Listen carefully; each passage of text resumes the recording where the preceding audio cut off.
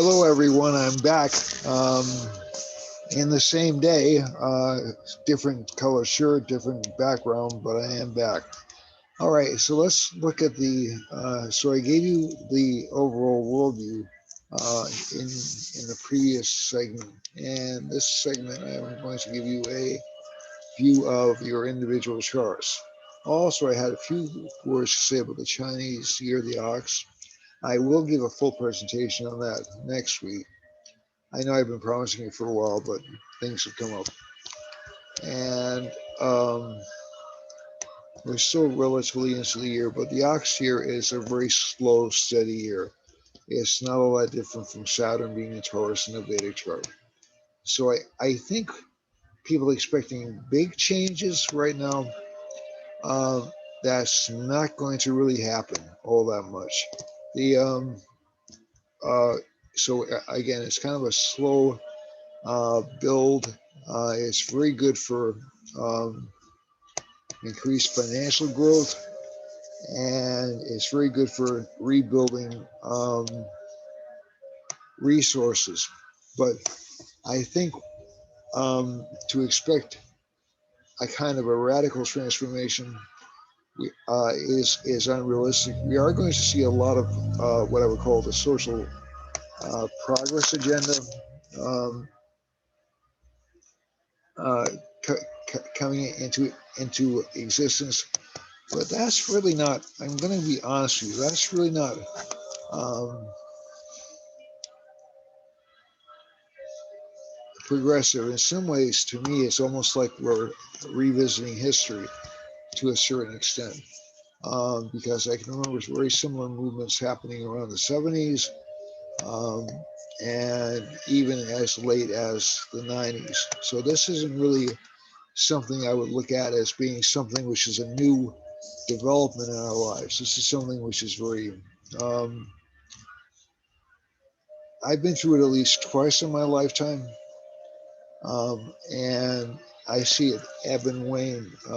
So between the 60s and 70s, and between the aughts and the 20s, when we have a chance to think about our history, when we have a chance to think about our backgrounds, and I'm not putting it down in any way, shape, or form. It's just I, I've seen a couple of iterations of this cycle already.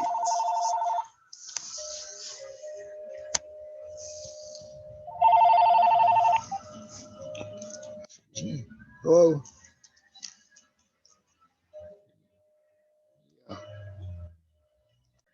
All right. So I'm going to, because we had a problem with sharing the screen before, I'm going to stop this particular share and share the screen again. And I'm also going to cut down the background noise because I think it's going to be a little bit dissonant to some people. And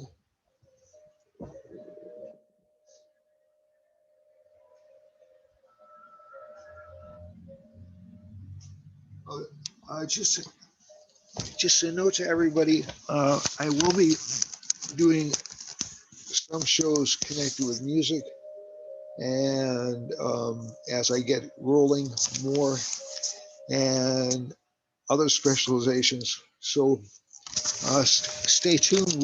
This is not the only thing I'm going to cover, um, and um, and we'll see how those go. All right. So basically, if we look at the chart, we have. So let's look at Aries. All right. So essentially, if we look at Aries in the chart, Aries has a lot of emphasis on money this week because the Lord of Aries is Mars. He's placed in the second house in the same sign with Rahu. Now, Rahu gives insatiable cravings. Okay, so Rahu's never satisfied. Remember, it's just a floating head. For those of you old enough to remember Noroko razors, it's nothing like that. Noroko razors have floating heads. But basically, they just float through the sky and it tries to grab things, but everything spills out because it's just a head with no body. Ketu, which is responsible for eclipses of the sun, is connected to upsets, violent disruptions, happenstances, accidents, uh, um, and but it can also give unexpected benefits. So both of these entities have a certain disruptive element to them, but they're not necessarily bad all the time. But they are at least according to one set of belief, the items that leave us dissatisfied in life and make us want more. So, so, so if Rahu, and as particularly to Rahu, Ketu causes disruptions to that or sets us off in different life path directions. And um, and I can speak personally in terms of Ketu because I was on one life trajectory at one point and I hit my Ketu Maharaj. I went off into an entirely different direction. And overall, with this particular uh, combination, it'll give a lot of ambition for the sign for occult knowledge or spiritual knowledge or knowledge behind the scenes. Mars also aspects K2. I think you're going to see a lot more activity connected with a relationship partner spending and how they hang out to money and whether or not they're going to be responsible with money. The other thing that's going to happen is because you have the moon in the fourth house, there's going to be a lot of focus on home life. Career will be outstandingly good for the sign this month, and financial gains will be good. So there'll be a lot of financial upticks for most Aries. Relationship life will be a little bit rough, and not because anybody's doing anything wrong, but because there'll be disagreement about whether or not the amount of money coming into the household is sufficient to satisfy everyone's needs. The third house lord, or I'm sorry, so the third house lord is in the 10th house, so there's a strong desire for recognition and career. For Taurus, now this is going to be from May 15th to June 15th. So remember, everything in Vedic astrology gets pushed back almost one whole sign. And for Taurus, this is going to be a change in direction for this sign. They'll be starting to focus on learning new things, learning new skills, making themselves more famous or more recognizable. A lot of dissatisfaction or detachment from relationship partners. This can also manifest if the moon is in Taurus or if the rising sign is in Taurus, but we don't know your individual charts, so we can't say that for sure. And basically, also, there'll be a lot of focus on occult or metaphysical subjects and also spiritual life and career life for this sign as well. So this month is going to be relatively good for Taurus. They'll feel a little bit dissatisfied. They'll feel like they want to improve themselves physically, emotionally. Um, if relationships are on their minds, they'll find relationship partners a little bit difficult, a little bit distant, a little bit tough to talk to, and they'll be attracted to those kinds of people, mysterious types. The sign of Gemini, which lasts from June 15th to July 15th, has Mars and Rahu in the 12th house. Now, this will be a little bit difficult for this sign because Mars will be aspecting the 7th house in the chart. So, Indian aspects are funny. They're not like Western aspects are. So, Mars aspects 4 signs away, seven signs away, and 8 signs away. So, this gives fuel to the fire for fighting with relationship partners.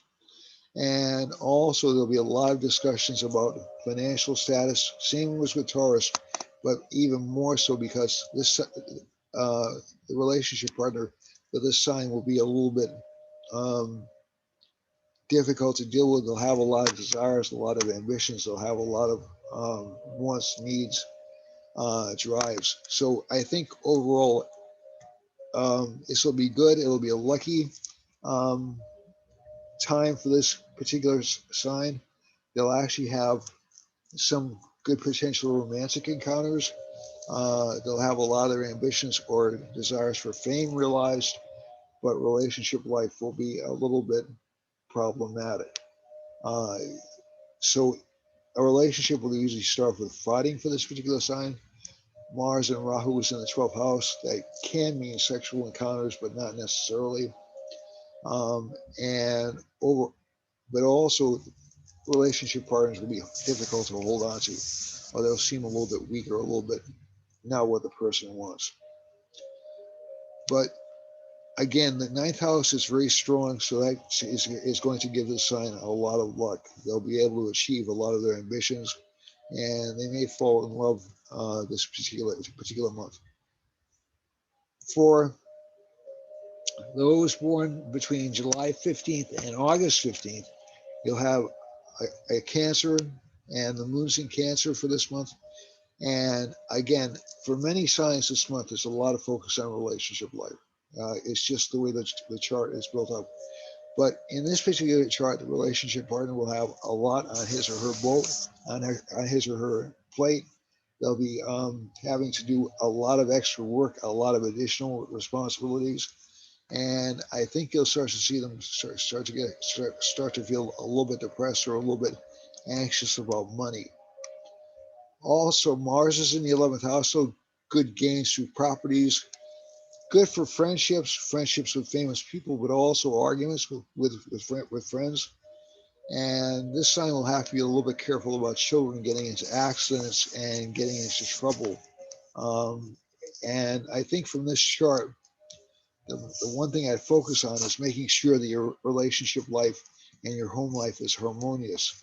It matters a great deal to the sign. This is July 15th to August 15th, and there'll seem to be a lot of pressure and a lot of um, antagonism directed at this particular sign because of a lot of hidden matters connected with money.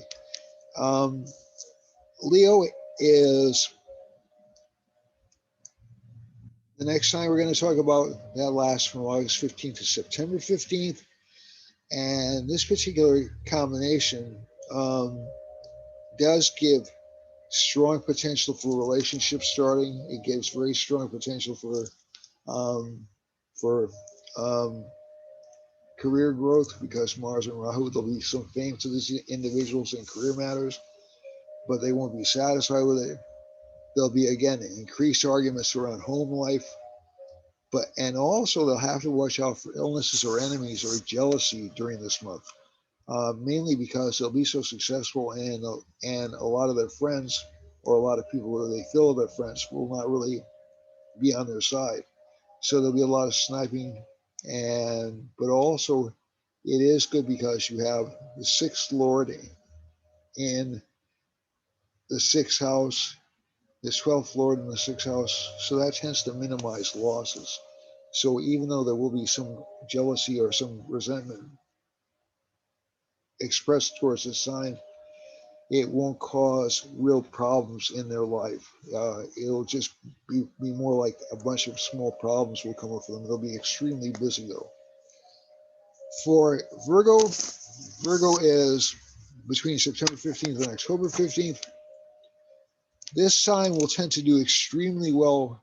Um, it'll have a lot of luck, a lot of property luck in particular.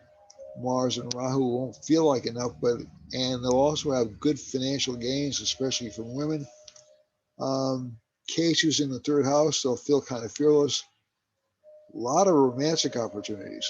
Okay, um, from older people, from younger people, from smart people, and also a lot of creative activity. So the luck for this sign is pretty good this month.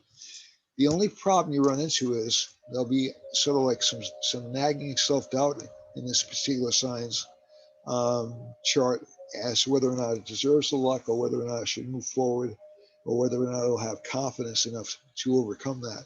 It's the 12th lord in the sixth house. That's of the pre-Raj yoga, but there'll still be some initial doubts.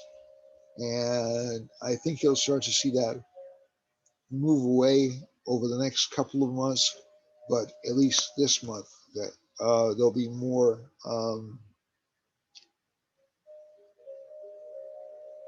they'll be in good shape, but they won't. They'll feel like they have to struggle romantically for some odd reason. For Libra rising, or Libra sun, or Libra, this is between October 15th and November 15th. K2's in the second house, so their speech may be a little bit difficult, a little bit tough to understand. And they also may be very critical, extremely critical in terms of the way they deal with people. Also, money will come, it'll come in surprising ways. And also, they'll have a lot of ambition and a lot of success. So, again, romance is very strong for these individuals. Um, this is not a bad month for them relationship wise. They'll actually have pretty much a lot of luck relationship wise. The only flaw that you run into is Mars is in the eighth house, so it does tend to they will tend to be picked on by certain relationship partners. There'll tend to be a feeling of dissatisfaction on the part of relationship partners, similar to um, what Aries is experiencing.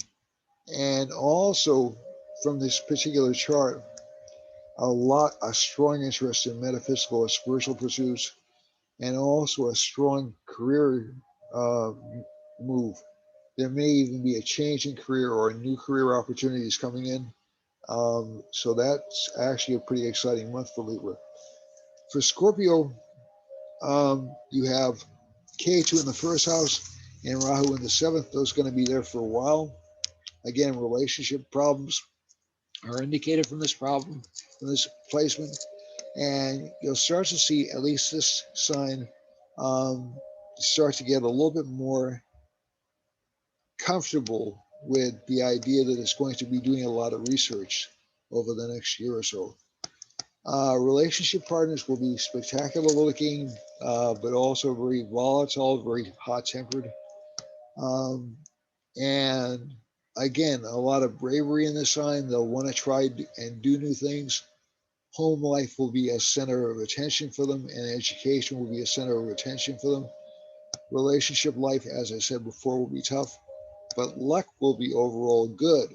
They'll have relatively good luck, and again, they may change bosses or change superiors. And the only drawback to this is there may be some scandal connected with their relationship life. So if you feel a temptation to cheat, um, I'd really not recommend that because it's it's going to be caught and it'll embarrass you and put you in some kind of professional vice. It can also be related to partners, so business partnerships. Be very careful about what business partnerships you enter into. Sagittarius was a pivotal sign last year. This is between December 15th and January 15th, and uh, and if you have this particular sign, um,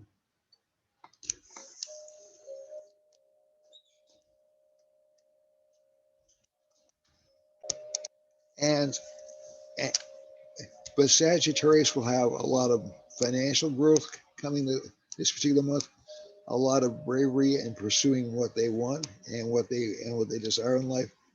But again, some enemies um, from females, and also some hidden enemies um, from more establishment types or people who are already established in the business in which they're engaged. This won't be a particularly bad month for them. I mean, financially, it's going to be very good, but they'll have to watch out uh, for backstabbers or for people who are jealous of their success. Capricorn has overall, it's a busy month for Capricorn. This is between January 15th and February 15th. And the reason it'll be so busy is because of this combination of planets. Mercury will move out of the sign within about 12 days into Aquarius, so it'll bring more money into Capricorn. But I think overall from the chart, it still looks like this sign is going to be a little bit overworked. Relationship partners will be moody or difficult to deal with. Love affairs, although a possibility, are not a good idea, just because of this Rahu combination. They could lead to scandal, and it could also be some problems with kids. K2's in the 11th house, so there can even be some disagreements with friends, and or K2's it's in the 11th house, so there could be some disagreements with friends or allies. So overall, not a bad month in terms of actual physical success and attention, but a difficult month in terms of enemies and adversaries. Sun and Venus are together in Aquarius. This is between um, March 15th and April 15th. And I'm sorry, it's, yep, anyway, yep. And I think this particular sign actually has a good month ahead of it. There will be potential for spiritual growth and spiritual life, but there will be additional expenses. And K2's in the 10th house. This can give unexpected boosts in career. Mars is in the 4th house. This is difficult for relationship life, unfortunately. So we have a lot of signs that have relationship issues this month. But overall, this should be a profitable month for this sign. Mars and Rahu being in the 4th house is actually good for property acquisition or gains through property. And, and so I wouldn't be too concerned about this. I would be concerned about overspending though this month. For Pisces, Pisces is between March 15th and April 15th. And this particular sign is going to have a lot of bravery, a lot of courage. It'll have good luck romantically. It'll have basically good career life and good luck in career, and basically good gains. The only area in life that'll be a little bit hamstrung by is it won't be as confident as it normally is. So that's it for this month. I want to, again, like I said, if you like the page, or even if you don't like the page and you want me to do other things, please subscribe, please like, and please let me know what you'd like me to cover, and any other resources I can provide for you. I'd be happy to do it. And like I said, I am coming up with new page ideas, so stay tuned. My name is Gary Gomes. My phone number is 508-525-0001. And that's all for me for this week. Thank you very much, and I hope this recording turns out well. Okay, so we'll look at this. We'll try this one more time. Let's make sure. That should be good. Okay, all right, everyone. Namaste, and have a great week.